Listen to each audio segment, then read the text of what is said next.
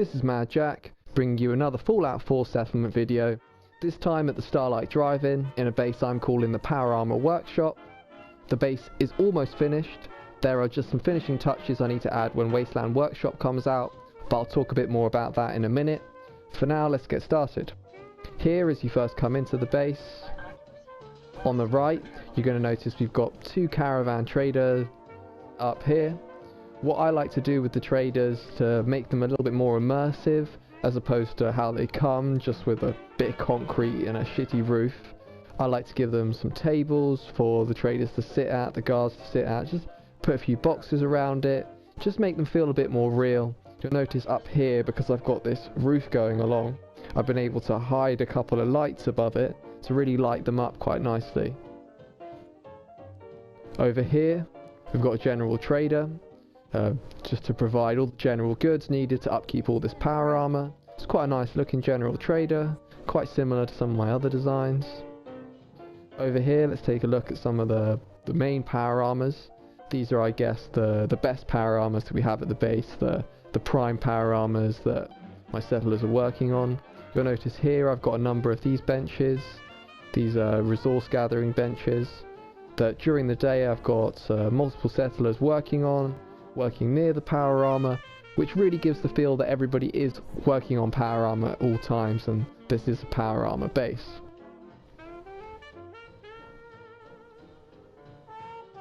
Over here, we've got the remainder of the power armor. These are the power armors that are currently being worked on. As you can see, many of them are half finished, which is all part of that power armor base feel.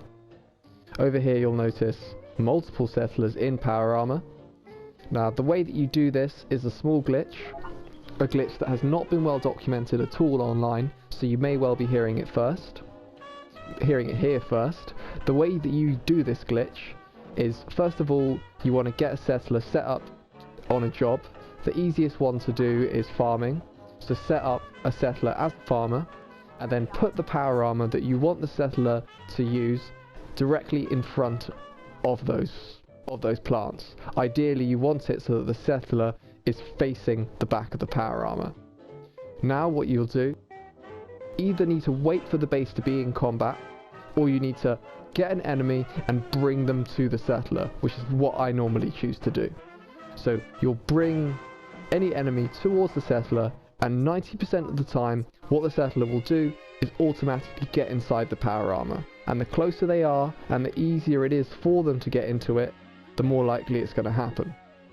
Now, at this point, no glitch has taken place. I'm sure many of you have noticed that when your bases are attacked, if you have power armor around, your settlers will get into that power armor and then get out of it again. But for this glitch to work, what you need to do is, the moment that you come out of combat, you need to immediately leave the area and wait 48 hours. Go to Sanctuary Hills, another one of your bases, and just sleep for 48 hours. Then, when you come back to the base, the settler will be locked into that power armor frame. You will be able to remove the individual pieces, say those pieces get broken, or you just want to change it up. Just through the normal trade menu, you'll be able to take the pieces, but the frame will be locked onto that settler for the rest of the game. This is a really cool method and enables you to have whole bases full of power armor settlers. You know, if you can be bothered to do this glitch, bringing them back and forth. Something that I'm really hoping that we get soon with Wasteland Workshop is the ability to just tell our settlers to get into power armor. Personally, I think it's a little bit absurd that we can't tell our settlers to get into power armor, and then we have to use any form of glitch to do this. Why we can tell a settler to be a farmer but not put on a piece of power armor is mental, if you ask me. For the moment, this is what you need to do if you want to have a power armor base. It doesn't take that long to do, and you know, here in this base I've got, I think, 4 guards in power armor, and then a number of the provisioners in power armor. You may have noticed at the start of the video one of my provisioners in power armor leaving. And yeah, it's a real good thing to do. It looks really cool. Properly kit them all out like this. Make sure that you fully upgrade the power armor that you give them, because you don't want to be constantly taking the armor pieces off to repair it. So if you upgrade it as much as possible, then they'll never really break, and they're just good to go for the rest of the game, really, just as power armor settlers. Alright, let's take a bit more of a look at the base. Over here we've got the clinic, doctor. You need a doctor in every base if you want that base to be happy.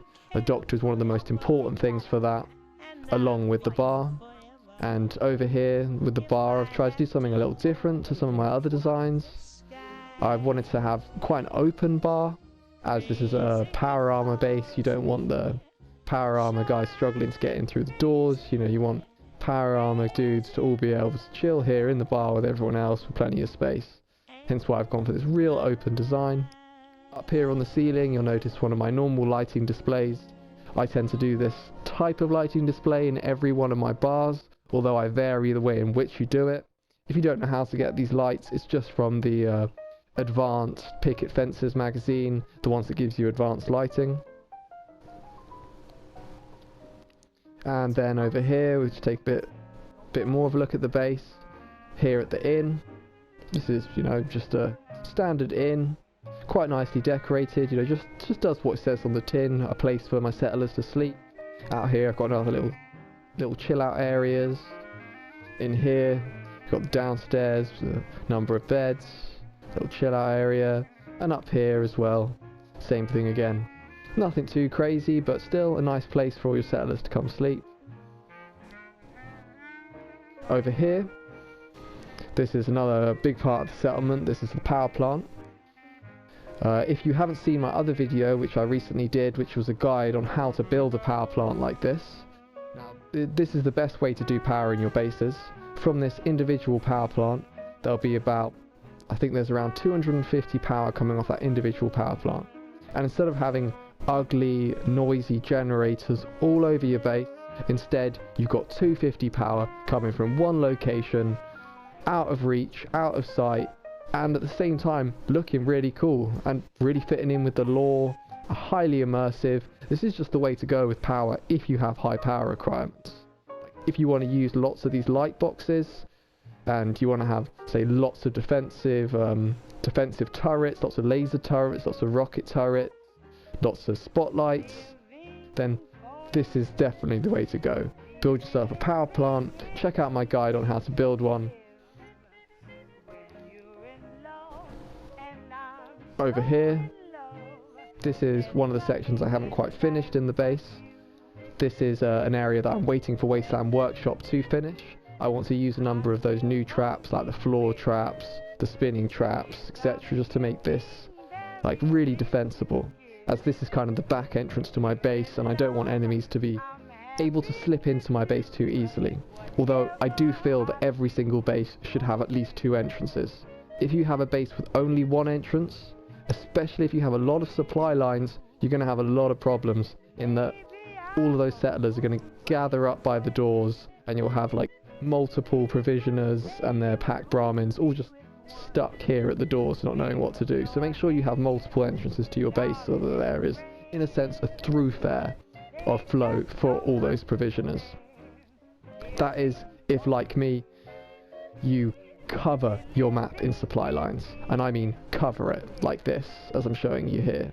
And the reason that I do this is so that whenever you are about in the world, you are constantly going to encounter your soldiers, and you can of course equip your soldiers however you like. I like to put my provisioners in power armor, or just put them in all heavy combat armor, give them good weapons, give them ballistic fiber clothing so they're highly resistant, and that way you'll encounter large numbers of your settlers out and about in the world that really do make a big difference. I mean, you give them good guns like the Gauss rifle, they've got all their defense, they'll have about 300 damage resistance, they'll do about 200 damage, and they'll be huge helps in combat all over the wasteland. Now, if like me you play in survival mode, this is going to be a big help, because all of a sudden you'll find yourself in a big battle, and then out of nowhere 3-4 of your provisioners can show up to help you win that battle. And it's a real good way of playing the survival mode system in a real immersive and real way, that you feel that your soldiers in all these bases that you've set up are here to help you all across the world. It's quite annoying that this isn't more automatic in the game, that you don't have soldiers just moving in between bases automatically, and that you can automatically set what they all wear, the sort of weapons they use. A little bit more intricacy to it, but for the moment this is your best bet if you want to set up a really immersive Fallout world where all your bases really properly work with each other, and you're always seeing your settlers out in the wastes helping you wherever they can. Okay, and now lastly let's take a look at the castle itself. This is probably my best and favourite castle. It's one that I've worked on the longest. It took me a long time to put it together, as most of these pieces do not fit together naturally. To put them together, what I've had to do is I've had to snap one piece into place and then remove it to put another piece into place, enabling you to put all kinds of different types of pieces together in ways that it's not properly designed to go. And this of course enables you to come up with much more intricate and interesting designs. I'll do a video soon telling you how to build in this method and some of the tips and tricks that are needed to build in this style. Here inside of the castle, we've got, it's not too heavily decorated in here like some other areas in the base. It's something I'm kind of waiting for a few more objects for coming in the Wasteland Workshop. I know there are going to be a lot of good objects used for decorating our settlements, in particular for the wall decorations. Nonetheless, here we've got a few basic beds set up just for some of my trader type settlers, just so that you can have your guards and your traders sleeping in different places. And I have all my traders sleeping in here. Up here, this is sort of my personal area where I do my building, where I work on my stuff. I've got my bobbleheads over here, and at the same time we've got 4 guard posts for guards to overlook and monitor all my stuff nicely. Up here, this is another area I have quite finished, but at the same time you can see the intricate building methods that I've had to do to put this together, in the way that these pieces are not meant to go together, and how you have to snap them together with these sort of tips and tricks that I'm going to go over later. And then up here, this is the top floor. Kind of just gives you a nice view of all of the base. Here from this side you can get a real nice view at the bar, the doctor, chill out area and the entrance. From over here, same thing, nice look at the power armor workshop, the inn. And over here, power plant. Here from this view you can really see how much power is in there. If you didn't believe me before when I said it was producing 250 power from the single power plant, you should be able to see that clearly now. And lastly up here, in this base I've chosen to make all of the towers so that you can actually go up them and fight from them, which I don't normally do, as it's kind of pointless. In some of my earlier bases I'd set up guard towers in all of these towers, and so you'd have 4 guards up in all of these towers. However, this I found a bit annoying, because then you'll just never see those settlers. Unless you're coming up here all the time, which realistically I don't, you're never going to see those settlers, and really you want them in places where you're going to see them, especially if you kit them all out in good gear and give good weapons like I do. And lastly, there's one other bit I want to show you that I forgot to go over, which with the addition of the Automatron DLC, something I've been doing a lot with all of my bases now is making farm bots.